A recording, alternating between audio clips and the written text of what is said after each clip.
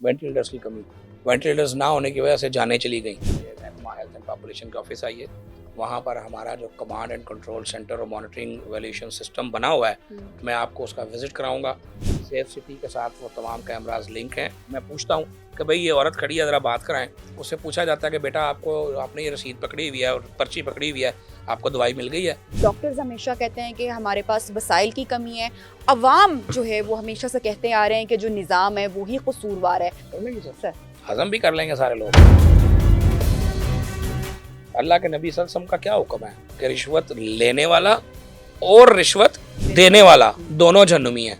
यहाँ क्या निज़ाम है कि उसी को पूछा जाएगा जो रिश्वत लेगा।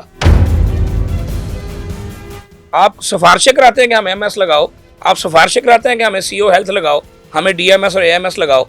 तो फिर जब कराते हैं तो फिर काम भी करें ना, फिर उसकी जिम्मेदारी भी लें। चीफ मिनिस्टर ने शाबाश दिया इसके ऊपर और उसने कहा कि carry on, I am with you. I totally agree और ये बिल्कुल ठीक है। लेकिन आपका ये अचानक दौरा था टीएचक्यू का, आपने देखा, अपनी आंखों से आपने सब कुछ देखा। मेरा ये सवाल है कि ये जो कुछ आपने देखा उसके ऊपर एक्शन हुआ, मीडिया के ऊपर हवा बना, ट्रोलिंग हुई, एक जो पूरा ये एक मामला सारा हुआ, अगर आम शहरी इस पूरे मामले को सोशल मीडिया पे रिपोर्ट करता, शायद अनफॉर्चुनेटली हमारे मुल्क का निज़ाम ऐसा है कि मे बी कोई ना सुनता, तो इसका मतलब ये हुआ कि जब तक कोई वजीर वहां पे नहीं पहुंचेगा तब तक कोई जवाबदेह नहीं है। मैं सर, आपको दावत दूंगा कि देखें, मरियम नवाज शरीफ साहबा एक बड़ी डिफरेंट चीफ मिनिस्टर है। अभी लोगों को बहुत सारी चीज़ों का पता नहीं है। आप मेरे ऑफिस आइए, मेरे महकमा हेल्थ एंड पॉपुलेशन के ऑफिस आइए, वहाँ पर हमारा जो कमांड एंड कंट्रोल सेंटर और मॉनिटरिंग वैल्यूएशन सिस्टम बना हुआ है, मैं आपको उसका विजिट कराऊंगा। हर हॉस्पिटल में कैमराज मौजूद हैं। सेफ सिटी के साथ वो तमाम कैमराज लिंक हैं। हमारे रियल मॉनिटरिंग के सुपरवाइजर्स वहाँ बैठे होते हैं और वो बच्चे और बच्चियाँ, उनका 24/7 ये काम है कि वो हॉस्पिटल्स को मॉनिटर करते रहते हैं और उनके पास ये एक्सेस है कि वो जब जहाँ चाहें कैमरा के थ्रू, स्पीकर के थ्रू डायरेक्टली बात कर सकते हैं। मैं आपको लेकर जाऊँगा उस सिस्टम में, उस जिस हॉस्पिटल के आप ऊपर उंगली रखेंगी उसी वक्त आपको वहाँ से कनेक्ट कराया जाएगा और जो भी चीज़ हम मॉनिटर कर रहे होंगे, देख रहे होंगे, हम उसका जवाब लेंगे। मैं खुद कई दफ़ा जाता हूँ, मैं पूछता हूँ कि भाई ये औरत खड़ी है, ज़रा बात कराएं। उससे पूछा जाता है कि बेटा आपने ये रसीद पकड़ी हुई है और पर्ची पकड़ी हुई है, आपको दवाई मिल गई है। वो बताती है कि ये दवाई इतने दिन की थी, इतने दिन की मिली है। बहुत सारी चीज़ें हम वहाँ से पकड़ते हैं। और अब वो जो होता है ना कि एक वो कहते हैं ना, कोई देख रहा है तो वो कोई देखे ना देखे, शबीर तो देखेगा। तो हमने एक शबीर लगा दिया हुआ है रियल मॉनिटरिंग सिस्टम के तहत। अच्छा। हमारे तमाम health facilities 24/7 real monitoring system के तहत जो है वो यानी कि जो मरीजों ट्रैक की होती हैं। शिकायत हैं वो जी, दर्ज होने का एक निजाम, एक स्ट्रक्चर बिल्कुल आप कह रहे निज़ाम आ हैं। गया है। और मिनिस्टर कंप्लेंट सेल मैंने खुद बनाया हुआ अपना, अपने महकमे में। ठीक है। और एक प्राइवेट कंपनी यूफोन, मैं बता देता हूँ, यूफोन को हमने उसको आउटसोर्स किया हुआ, अपने पास ही रखा हुआ। यानी अपने पास रखा हो ना तो हमारा वो होता है कि हम अपनी शिकायतें खुद क्यों नोट करेंगे। यूफोन उसको जो है वो चलाती है और जो मिनिस्टर कंप्लेंट सेल के ऊपर शिकायत जाती है वो नेक्स्ट 48 आवर्स में उसका जवाब देना होता है, उसको रिजॉल्व करके पोर्टल पे डालना होता है और अगर वो रिजॉल्व नहीं होती तो उसकी वजह देनी होती है।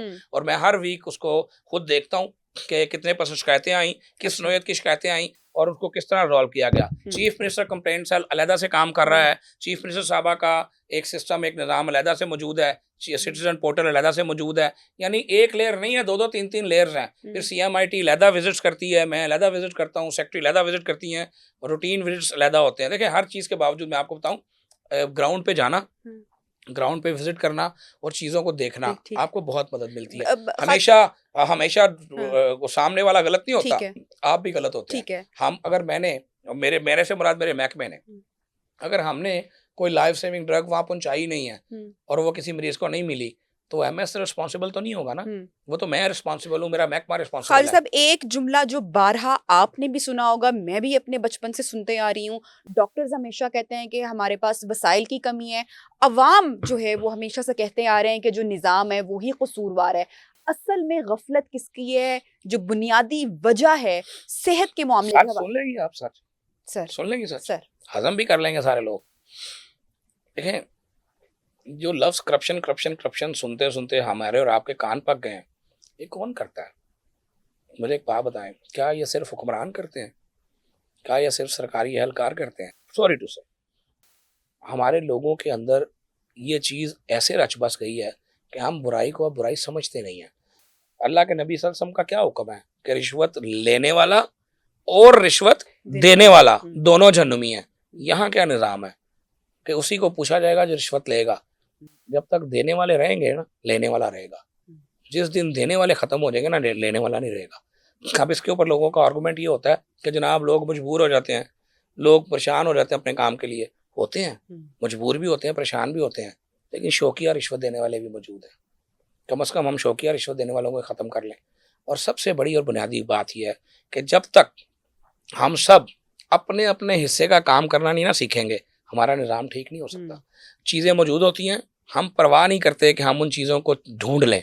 चीज़ें पड़ी यकीन करें, ऐसा भी बड़ी दफ़ा हुआ है कि चीज़ें पड़ी स्टोरों में सड़ बड़ गल रही होती हैं, लेकिन बाहर लोग उसके ना मिलने से मर रहे होते हैं। मैं आपको पिछले दौर का वाक़या सुनाता हूँ।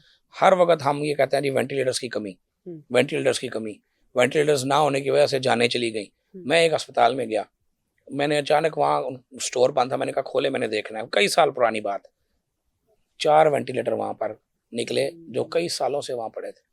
मैंने उस एमएस पर, जिसका वो टेन्योर था, एफआईआर करवाई, उसको अरेस्ट करवाया। लोगों ने मुझे बड़ा बुरा बुला कहा, बहुत गालियाँ दी, इसी तरह गालियाँ दी जिस तरह आप दी है ना, कि जनाब ये को बात है डॉक्टर के ऊपर पर्चा। भाई आप बड़े मोहतरम हैं, लेकिन जब आप एमएस बनते हैं तो भाई आप रिस्पॉन्सिबल हो जाते हैं ना किसी चीज़ों के। आप कुछ ऐसी चीज़ें हैं जिनके आप जवाबदेह हो जाते हैं। और जब आपको कौन कहता है कि आप एमएस बने? आप अगर मसीह हैं, अपना इलाज मुआवजा करें, लोगों का इलाज करें, अस्पताल में नौकरी करें, ऐश करें। आपको खुद शौक है कि आप एमएस बने।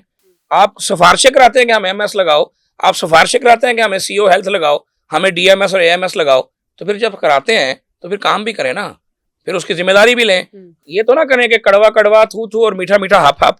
तो जब आपके अंदर एहसास जिम्मेदारी नहीं होगा, ये ऑन करना, अपने अपने प्रेमिसेस को ऑन करना, जैसे हम अपने घर को ऑन करते हैं। जैसे कसूर की बात कर लें, अगर आप अपने घर में हैं, मैं अपने घर में हूँ, और जब हम सुबह उठते हैं तो बाहर जाने लगते हैं बेडरूम से, तो एसी को खुला रखते हैं, बंद करके जाते हैं ना। क्यों? बिल हमने देना होता है। अब सरकारी जगहों पे हमने बिल नहीं ना देना, तो हमें परवाह नहीं है, हम एसी बंद करने की ज़हमत नहीं करते, क्योंकि हमारे अब्बा जी का पैसा है। तो एक हुकूमती जिम्मेदार का ये फर्ज है कि वह सवाल करे। तो मैं सवाल करता रहूंगा। मुझे आई डैम केयर इस जैसे 2 करोड़ लोग मेरी ट्रोलिंग करते रहे। मुझे पता है कि अल्लाह के फजल से मैं बिल्कुल ठीक हूँ, मेरा ज़मीर मुतमईन है, मैं किसी भी 2 नंबर ब्लैकमेलर की बातों में नहीं आऊँगा। इस काम को करता रहूंगा। मुझे मेरी चीफ मिनिस्टर ने शाबाश दिया इसके ऊपर, और उसने कहा कि carry on, I am with you. बिल्कुल इस काम के ऊपर चढ़े रहो और मुहासबा करो इन तमाम लोगों का जो सरकारी वसाइल को नाजायज़ इस्तेमाल करते हैं, जो अवाम के अद्वियात की परवाह नहीं करते, जो सरकार के और अवाम के पैसे को अपने बाप का पैसा समझ के इस्तेमाल करते हैं।